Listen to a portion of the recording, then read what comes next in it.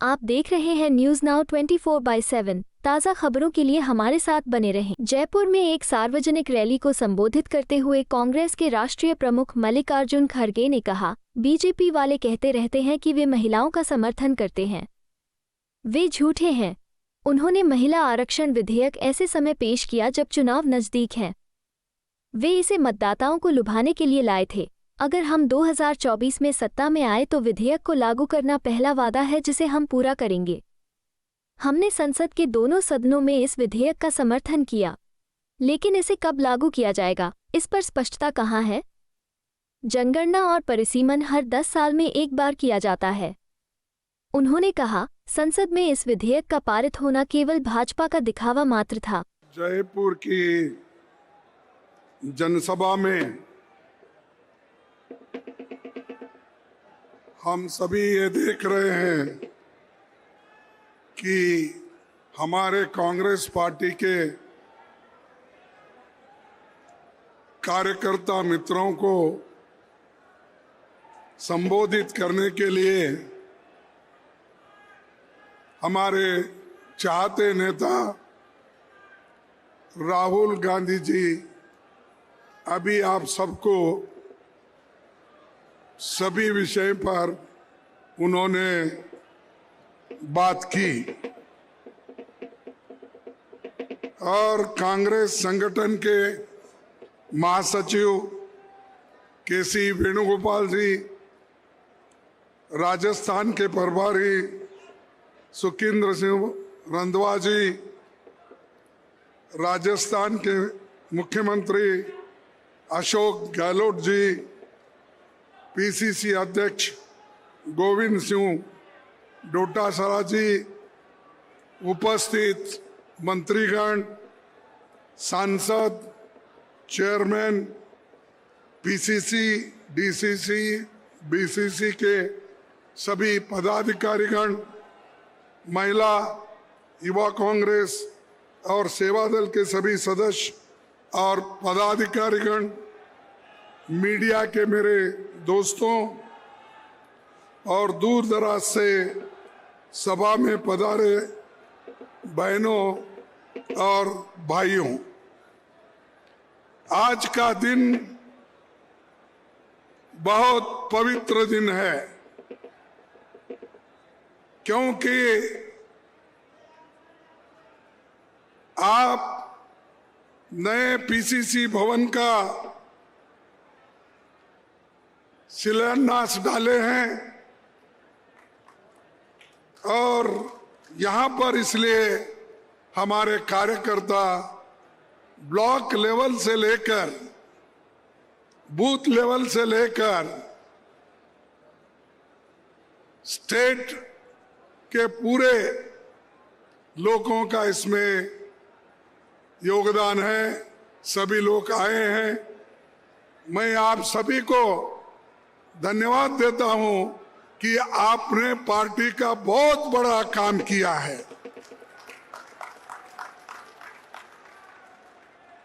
क्योंकि अगर पार्टी है तो हम सब लोग बच सकते हैं। पार्टी है तो पॉलिटिकल पावर आपके हाथ में आ सकती है। पार्टी है तो गरीबों को मजबूती मिलती है। अगर पार्टी जिंदा है तो कांग्रेस के जो कार्यक्रम हैं, इंदिरा गांधी जी से लेकर सोनिया गांधी तक हमने जो कार्यक्रम बनाया है उसका लाभ मिलता है। यहां पर राजस्थान में भामशाह जैसे दानवीर और ये समर्पित वीरों का एक भूमि है और राजस्थान हमेशा वीरों के लिए और बलिदान के लिए बहुत ही मशहूर है। मुझे ये कार्यकर्ता लोग यहां पर जो आए हैं वो बड़ा महत्वपूर्ण है।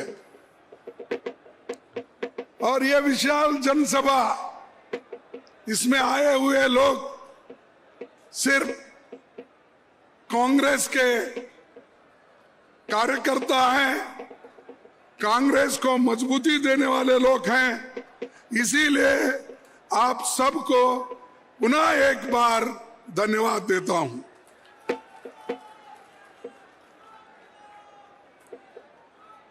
उन्नीस सौ 48 में यहां एक नया इतिहास रचा गया। 26 जून 1948 को राजपूताना कांग्रेस कमेटी बनी। पहली देसी रियासतों में राजा महाराजा कांग्रेस संगठन बनने नहीं देते थे। 48 में भारत के रियासती हिस्सों में कांग्रेस का पहला अधिवेशन जयपुर में हुआ। कांग्रेस का पहला अधिवेशन जयपुर में हुआ। यह ऐतिहासिक अधिवेशन था। बहुशः वैसा अधिवेशन फिर कभी नहीं होगा। राजस्थान के लोग उस पहले अधिवेशन को दिल खोलकर मदद करे और सहयोग दिए, और वो हमारा भव्य अधिवेशन सारे हिंदुस्तान में उसकी चर्चा हुई। यहां तक कि नेहरू जी ने ये बात कही, महाअधिवेशन पे इतना जोर से करना, पैसा खर्च करना आवश्यक नहीं था, ये उन्होंने उस वक्त कहा। लेकिन यहाँ के कार्यकर्ताओं ने कहा, ये हम सब मिलके कर रहे हैं। देश के आजादी के बाद हम सभी लोग एक जगह मिल रहे हैं, इसीलिए हमको इतने बड़े पैमाने पे करना पड़ा। ये उत्तर यहाँ के लोगों ने दिया। ऐसा दिल खोल के कांग्रेस को मजबूत करने वाले लोग यहाँ पर है। अभी हाल में हैदराबाद में हमारी CWC मीटिंग हो गई। एक वहां पर हम काफी अहम फैसले ले, और वो फैसले एक के बाद एक हम लाने वाले हैं। और यहां पर हमने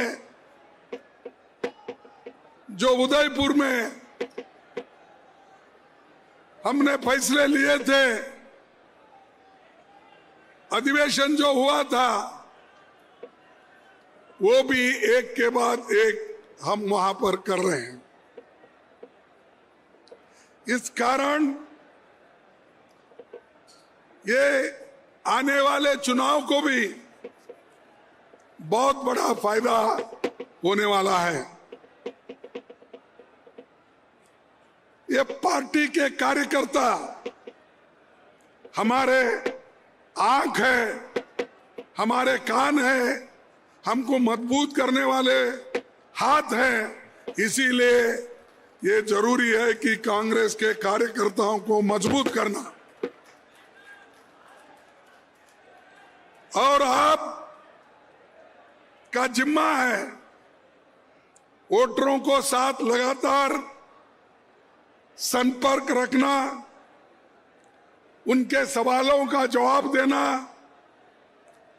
विरोधी द्वारा फैलाई जा रही झूठी बातों को काट करना, वोटर लिस्ट की जांच कराना, कोई साथी नाराज है तो उसे मनवाने की कोशिश करना।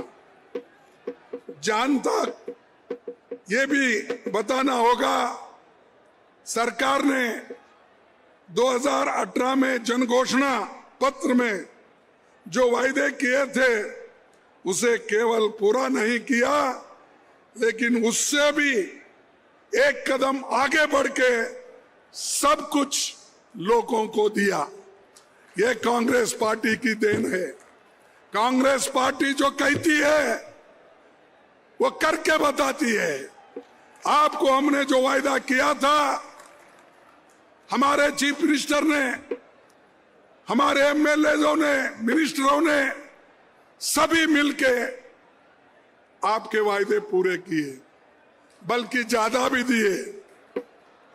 इसीलिए आपका यह फर्ज होता है कि इन कार्यक्रम को लोगों तक पहुंचाना, घर घर पहुंचाना, तभी कुछ हमारी आगे काम बनती है चुनाव के लिए। नहीं तो घोषणा पत्र हम पढ़ लेंगे, घर घर देने के बजाय अपने घर में रख लेंगे, तो पार्टी का प्रचार नहीं होगा। एक दूसरे को रुसने का वक्त नहीं है, ये देश को बनाने का वक्त है, डेमोक्रेसी को बचाने का वक्त है, संविधान को बचाने का वक्त है। इसलिए हम सबको उठना है। यह किसी एक व्यक्ति का नहीं है या किसी एक कौम का नहीं है। ये लड़ाई हम जो मोदी के खिलाफ, बीजेपी के खिलाफ जो लड़ रहे हैं, वो सारे देश के 140 करोड़ लोगों के हकूक के हिफाजत के लिए कर रहे हैं। हम सिर्फ बीजेपी से ही नहीं लड़ रहे। हमारी लड़ाई, हमारे पास अगर कांग्रेस का एक कैंडिडेट है, बीजेपी का एक कैंडिडेट हो, लेकिन यहां पर ऐसा नहीं है। मोदी जी क्या किए, हमारे खिलाफ 2-3 कैंडिडेट खड़ा करते हैं।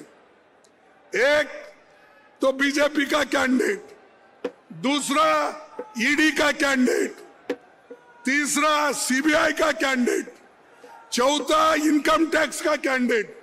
इतने कैंडिडेट हमारे खिलाफ खड़े करते हैं।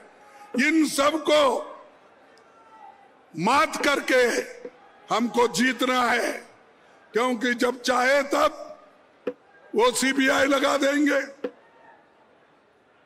ईडी लगा देंगे।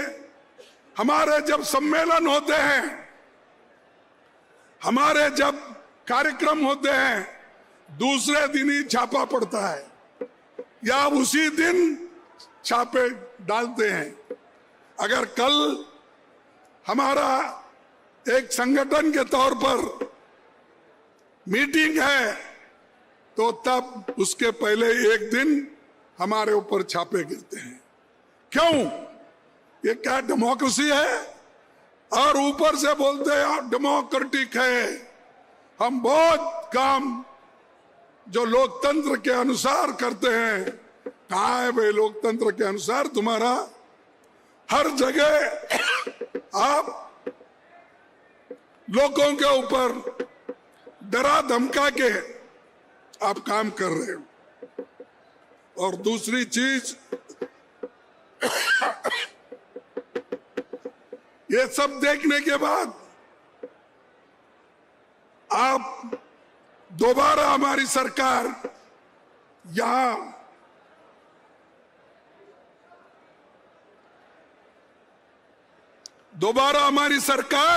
राजस्थान में लाएंगे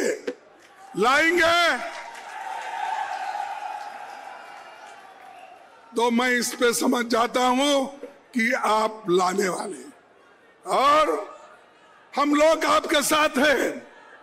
क्यों है? कि आप लोगों का काम कर रहे हो, इसलिए हम आपके साथ हैं।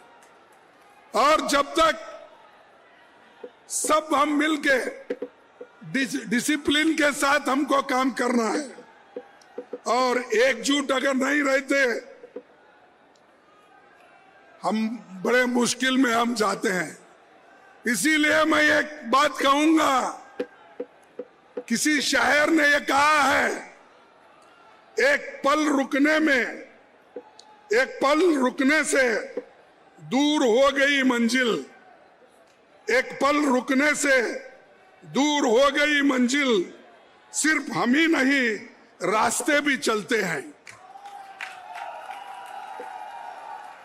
तुम रुक जाओ तो वहीं खड़े हो जाएंगे, अगर चलते रहेंगे तो रास्ते भी चलते रहेंगे। तो इसीलिए दोस्तों, मेरा कहना है, छोटी मोटी बातें भूल जाओ। हमको सोनिया गांधी जी जिन्होंने मेहनत करके इस पार्टी को जिंदा रखने की पूरी कोशिश की, राहुल गांधी जी 4038 किलोमीटर पैदल चले, भारत जोड़ो की यात्रा की, भीषण गर्मी में, बारिश में, आंधी में, तूफान में, बर्फबारी में यात्रा चलती रही। जनता का सवाल उन्होंने बुलंद किया, उठाया।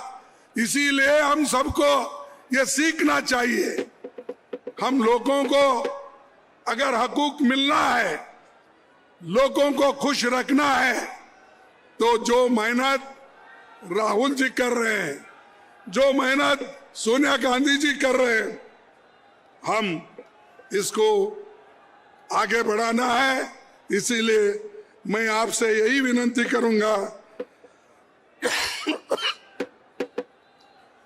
कि और इधर एक बात आ रही है।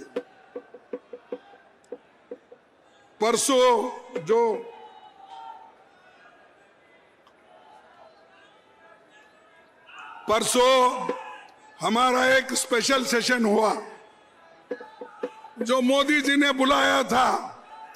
ये इसलिए बुलाया था, अरे भाई जरा चुप बैठो, बाद में बोलोगे और आपका बूथ पे कैसा परफॉर्मेंस रहेगा देखेंगे, अब तो फिलहाल कपट। मोदी जी ने 5 दिन का सेशन बुलाया था, लेकिन 4 दिन में ही खत्म किया। क्यों? क्योंकि उनको नया बनाया हुआ बिल्डिंग दिखाना था, और उस बिल्डिंग में ऐसा क्या है मुझे तो मालूम नहीं हुआ। और यहां तक उस बिल्डिंग को दिखाने के लिए बीजेपी के मंत्रियों को, बीजेपी के बड़े बड़े कार्यकर्ताओं को ये कहा गया, ये देखिए हमने नया बिल्डिंग बनाया, आप आइए। तो लोग भर भर के बसों में आए, उनको दिखला रहे, फोटो निकाल रहे, एक्टर आए, एक्ट्रेस आए, सभी को बता रहे। अरे जो लोकसभा और राज्यसभा ये चर्चा करने की जगह है, एग्जीबिशन करने का नहीं है। यह चर्चा करके लोगों के समस्याओं को हल करने का है। तो ये तो करे नहीं। महिला बिल लाए, जब हमने लाया था, जब सोनिया गांधी जी ने, मनमोहन सिंह ने महिला बिल लाया, इसका विरोध किसने किया? इसका विरोध बीजेपी ने किया। इससे पहले राजीव गांधी जी ने लाया था, उसका विरोध किसने किया? बीजेपी ने किया। और ये लोग, इनकी ना नीयत साफ है, इनकी नीति ठीक है, सिर्फ भाषण करना। और उन्होंने अजीब क्या एक बहुत बड़ा हासिल किए। मैं आपसे गुजारिश करूंगा, महिलाओं से भी गुजारिश करूंगा कि ये जो महिला बिल हमने भी सपोर्ट किया, क्योंकि कल के दिन कांग्रेस जो बिल ला रही थी, अब आया तो ये लोग सपोर्ट नहीं कर रहे। ऐसा नहीं होना, इसीलिए हम सब मिलके उसको सपोर्ट किए, पास हुआ। अब कब आएगा वो, कब इंप्लीमेंट होगा? 2030 में, 2029 का जनगणना भी देखेंगे, उसके बाद डिलिमिटेशन देखेंगे, उसके बाद ये बिल इंप्लीमेंट, तब तक 10 साल की बात वो कर रहे हैं। 10 साल में ना मोदी रहेंगे ना बाकी के लोग रहेंगे।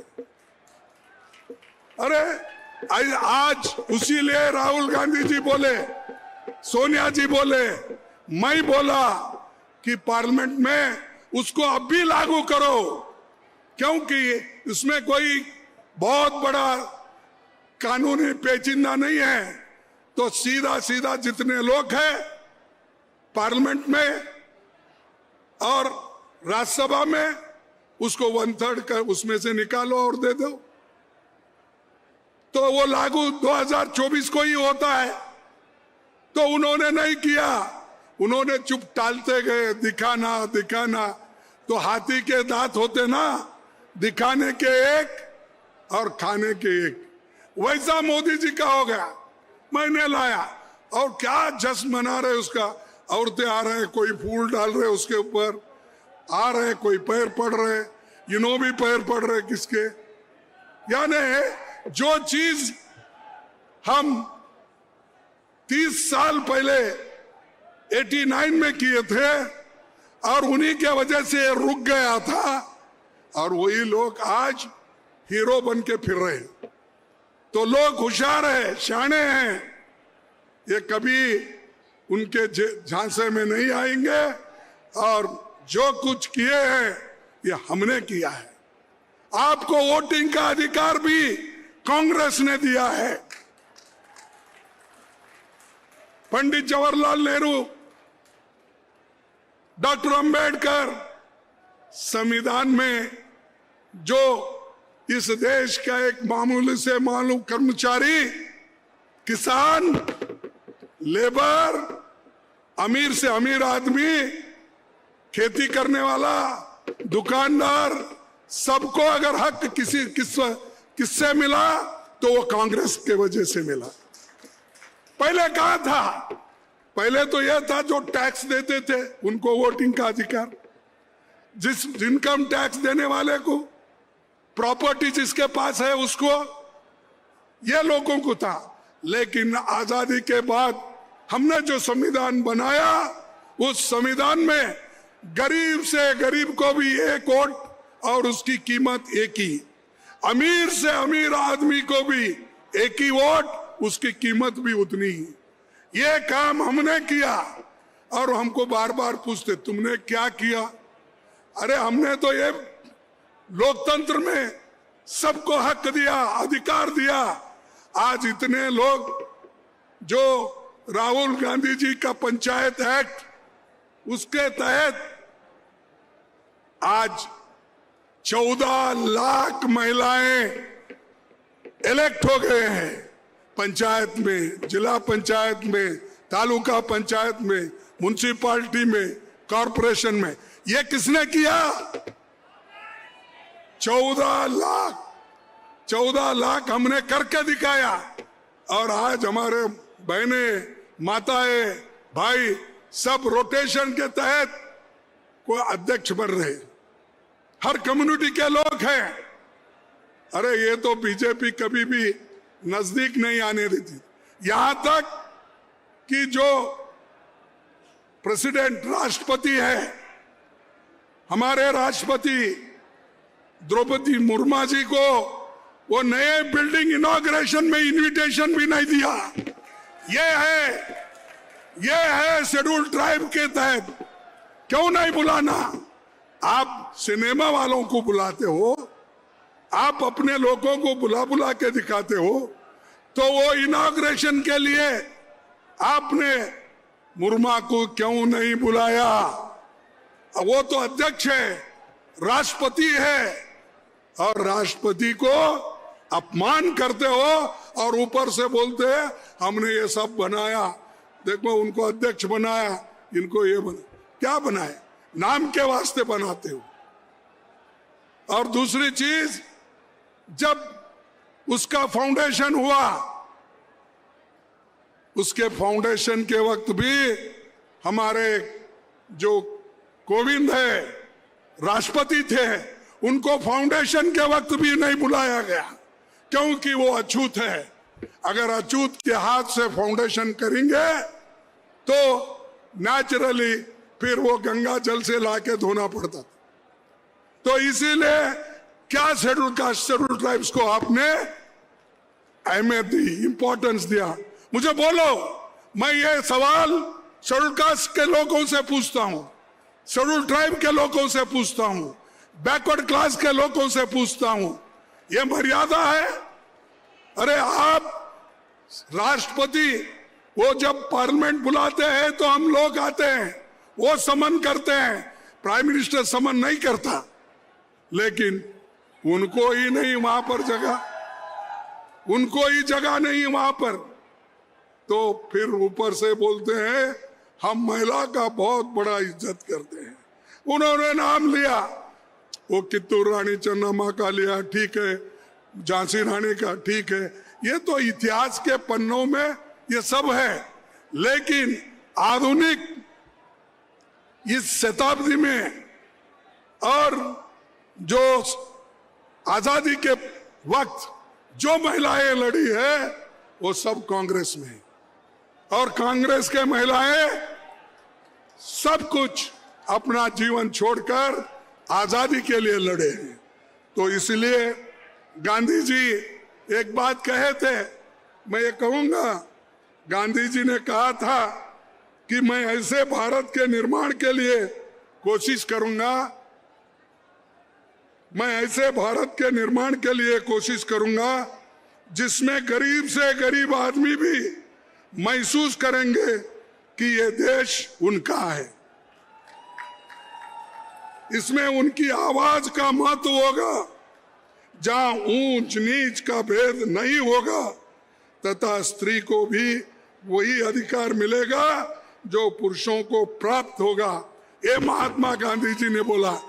क्या कभी गोलवलकर गुरुजी ने ये बोला है? क्या बीजेपी के लोग इससे पहले बोले हैं? जनसंघ के लोग बोले हैं? ये बात को समानता को माने हैं?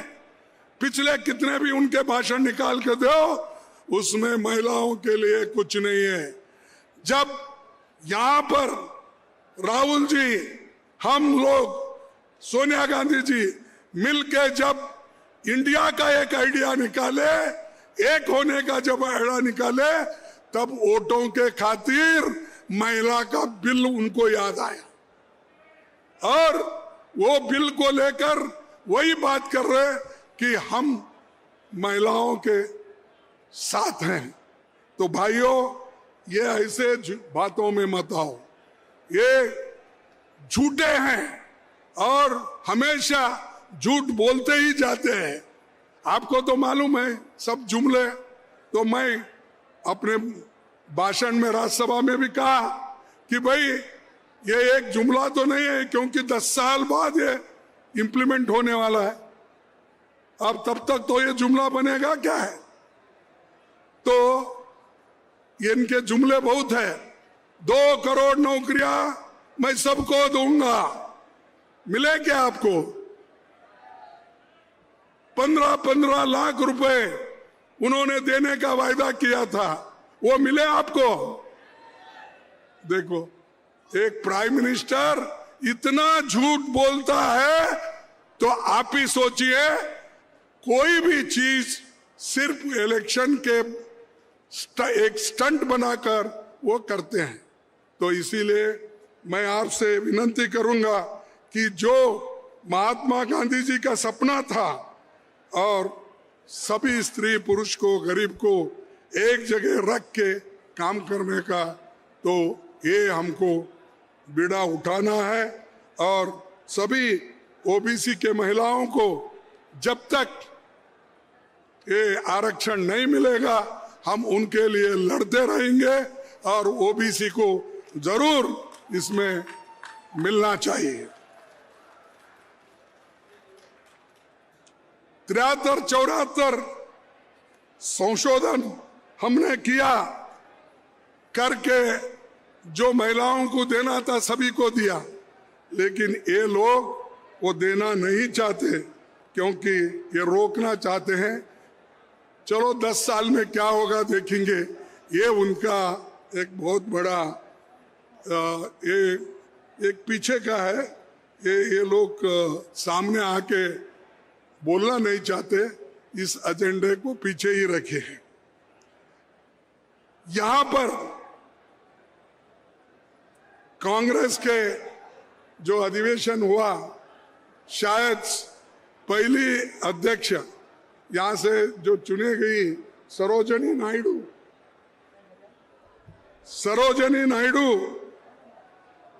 1925 में अपना अध्यक्ष बना दिया था। अब 100 साल में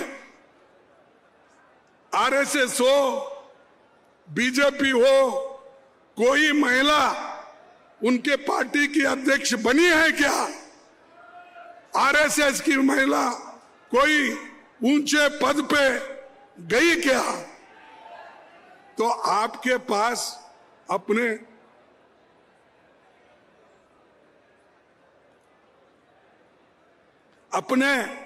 संस्था में नहीं दे सकते हो, तो यहां बोल रहे हैं हमने लाया। अरे हम लाए तो आप उसको आगे इसलिए बढ़ाने की कोशिश कर रहे हो कि चुनाव नजदीक आ रहा है, और वो भी 10 साल के बाद आपके वायदे हैं। हमारा वायदा यही है, 2024 में हमारी गवर्नमेंट आएगी तो हम पहला काम करेंगे और अमेंडमेंट करके दिखाएंगे। तो इसलिए भाइयों, आप सब मिलके काम करो। हमारे पार्टी के सभी नेता, सोनिया गांधी जी से लेकर राहुल गांधी जी से लेकर प्रियंका गांधी जी से लेकर सभी लोग कोशिश कर रहे हैं। यहाँ पर मैं समझता हूँ 10 दिसंबर को आए थे, शायद सितंबर को 10th को आए थे अपने प्रियंका गांधी जी। हर जगह वो जा रहे हैं, कहाँ कहाँ बुलाते। आज राहुल जी भी विद्यार्थियों के पास गए थे और रेलवे कुलियों के पास भी जाकर उनके मुश्किलात को उन्होंने पूछा। क्या कोई ऐसा नेता कोई करता है? अरे अपने कपड़े खराब होते बोलकर कोई नजदीक नहीं जाता। तो वहां कुलियों के पास रेलवे में बैठ के राहुल गांधी जी ने बताया उनका क्या कष्ट है, उसको ठीक करने के लिए।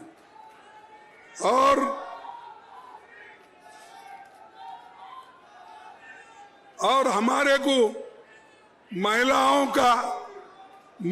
को सबसे बड़ी इज्जत देने वाली पार्टी अगर कोई है तो वो कांग्रेस है।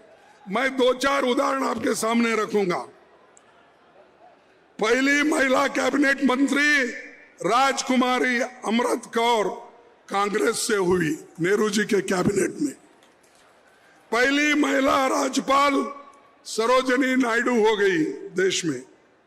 पहली महिला यूएन में विजय लक्ष्मी पंडित हो गई। पहली महिला सीएम यूपी में सुचेता कृपलानी हो गई। पहली महिला लोकसभा अध्यक्ष सोनिया गांधी जी ने मीरा कुमारी जी को बनाया।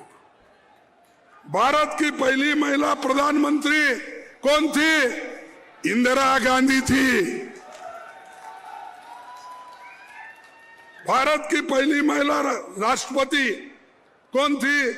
प्रतिभा पाटिल थी, और वो राजस्थान की राज्यपाल भी थी। और बीजेपी अपनी जानी मानी महिला नेताओं को कैसी इज्जत देते हैं। राजस्थान में और पड़ोसी मध्य प्रदेश में महिलाओं को कैसा सम्मान करते हैं वो आप लोग देखे हैं, तो मैं उनकी बात नहीं करता। सारा देश देख रहा है मणिपुर में क्या हो रहा है, उसके बारे में हमारे प्रधानमंत्री सोचते नहीं, सोचने का समय नहीं।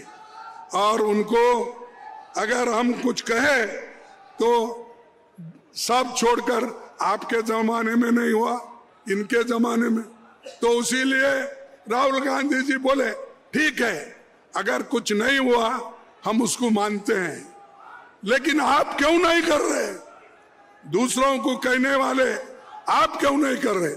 जब हम करना था हमने किया। लेकिन आज ये जो मोदी सरकार बीजेपी कर रही है, शायद समझूंगा ये वो कर नहीं सकते, लेकिन हमारी सरकार हर जगह अपना काम करती है। राजस्थान में जो कांग्रेसी सरकार वायदा की थी, इंदिरा गांधी नहर लेकर चंबल नहर बनाई, दूसरी सिंचाई परियोजना के कांग्रेस ने बनाई। तो ये जो पंचायत के और जो वायदे किए थे वो सभी मैं गिनना नहीं चाहता, बहुत है। कांग्रेस की राजस्थान सरकार ने राइट टू हेल्थ दिया, मिनिमम इनकम गारंटी दी, महंगाई राहत कैंप दिया, इंदिरा गांधी गैस सिलेंडर दिया, 12वीं तक आरटीई में फ्री शिक्षा दी, पुरानी पेंशन दी, शहरी रोजगार योजना लागू की, 21 लाख किसानों को 16,000 करोड़ रुपए कर्ज क्या हो गया, माफ हुआ। तो ये सब हमारे योजनाएं हैं और बहुत से चीजें अभी भी है, मैं इसको दोहराना नहीं चाहता हूं। फिर आपके सामने एक ही मुद्दा रखूंगा। बहुत पहले पंडित जवाहरलाल नेहरू ने कहा था, पंडित जवाहरलाल नेहरू जी ने कहा था, एक पूंजीवादी समाज की शक्तियों को अगर अनियंत्रित छोड़ दिया जाए तो वे अमीर को और अमीर बना सकते और गरीब को और गरीब बनाते थे। ये है पंडित जवाहरलाल नेहरू की सोच, ये है कांग्रेस की सोच, ये है राहुल गांधी की सोच, ये है सोनिया गांधी की सोच। ये सोच सब कांग्रेस लोगों की है। मैं फिर एक बार, एक पूंजीवादी समाज की शक्तियों को अगर अनियंत्रित छोड़ दिया जाए तो वो अमीर को और तथा गरीब को और गरीब बना देती है। तो मैं इसलिए कह रहा हूं कि आज अमीर और गरीब में बहुत बड़ी खाई है। इस देश के 5% लोगों को, उनके पास 62% वेल्थ है, 5% लोगों के पास जो अमीर है 62% है और 50% गरीबों के पास 3% वेल्थ है, 3% संपत्ति है। आप सोचिए, गरीब का गरीब होते जा रहा है, अमीर का अमीर होते जा रहा है। एक आदमी जिसके पास 10-20 हजार करोड़ रुपए थे, आज लाखों रुपए का मालिक हो गया और दुनिया का नंबर 1, नंबर 2 वो अमीर बन गया है। ये कैसा बना? जैसा कि राहुल जी ने बोला, चंद पूंजीपति लोगों को मोदी सरकार ने पाला है, उनको सब कुछ दिया है और सब कुछ सरकार का लेके पब्लिक सेक्टर्स दौड़ी के काम पे वो चले गए, दमड़ी के काम पे बेचे गए। मैं समझता हूं राजस्थान का एयरपोर्ट भी अदानी के पास ही होगा, है कि नहीं की? तो हर चीज अमीरों को बेचा जा रहा, तो फिर कहां गरीब बचेंगे? तो इसलिए दोस्तों, मैं ज्यादा वक्त आपका नहीं लेता, क्योंकि आपको मालूम है सिलेंडर पहले तो 500 रुपए में मिलते था, उसको तो 1100 रुपए कर दिए। लेकिन ये राजस्थान वालों की किस्मत अच्छी है, गहलोत ने उसको 500 रुपए में दिया।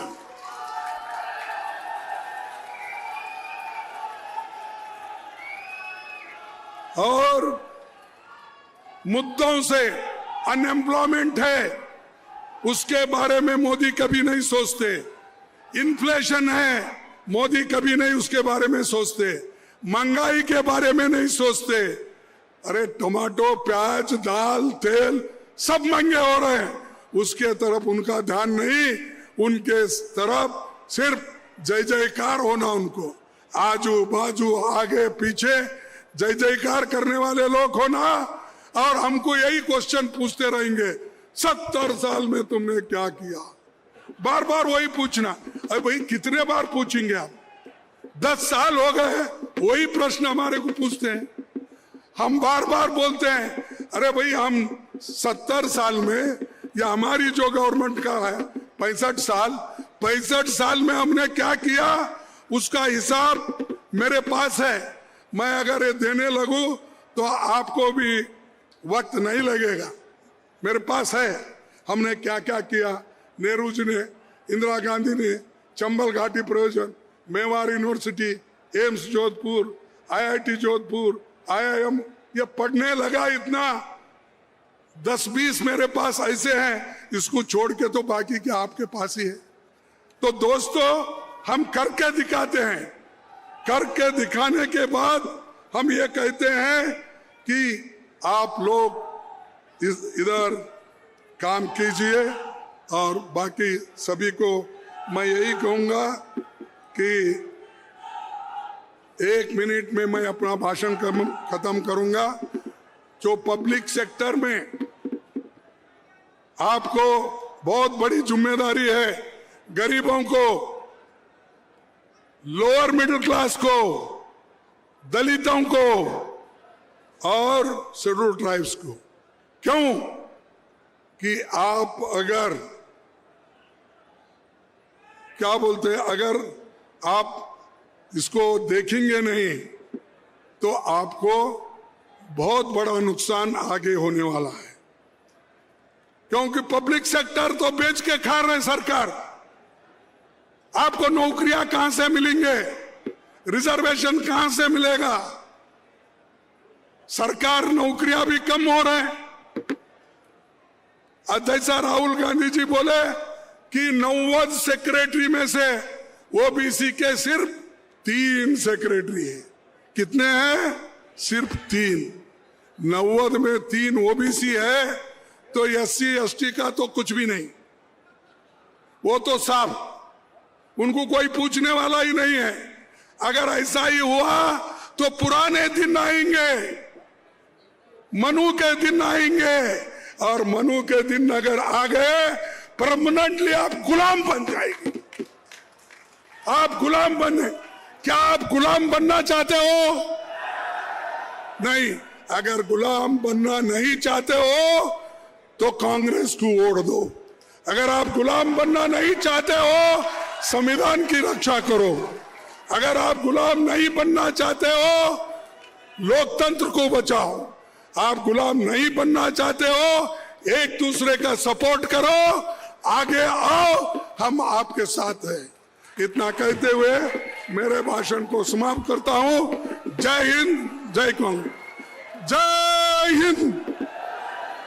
अरे क्या ताकत नहीं है क्या? बोलो जय हिंद, जय हिंद, जय कांग्रेस। धन्यवाद। आपको यह वीडियो पसंद आया हो तो इसे लाइक करें, हमारे चैनल को सब्सक्राइब करें।